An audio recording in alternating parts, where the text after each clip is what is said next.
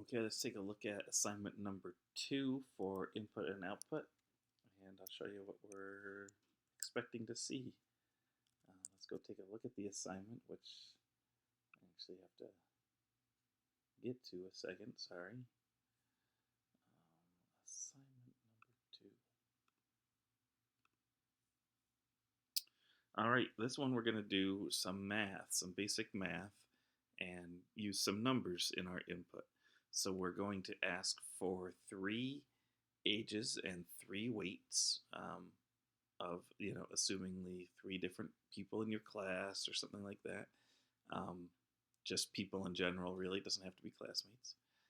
We're going to find the total and the average of the weights, so we want to add all of them up and find the average.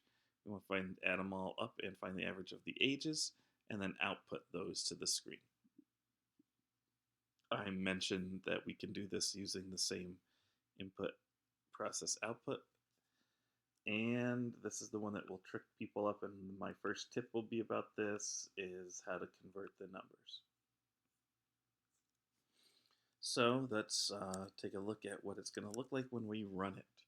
So you're going to come to here, and it's going to be a bunch of input statements to begin. Now, some people like to ask the users for their names. That's not in the assignment. It never says in here, ask the user their names.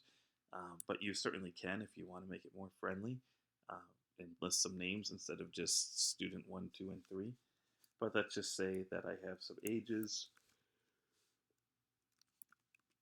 It's some weights, so. And we have a 10-year-old who's a genius, so they're in here, but they only weigh 67 pounds. And then when it prints, now I made mine print a little bit fancy just because I wanted to line things up a little bit.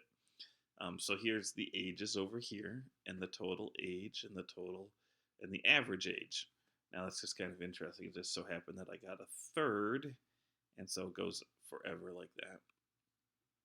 Here are my weights, and here's my total weight and my average weight. So I tried to print it out in a way that was a little bit easy to read. Those 333 repeatings kind of ruined how easy it was to read, but that's okay. And again, you could add names if you wanted to instead of student 1, 2, and 3. But that's what you're trying to do in this assignment.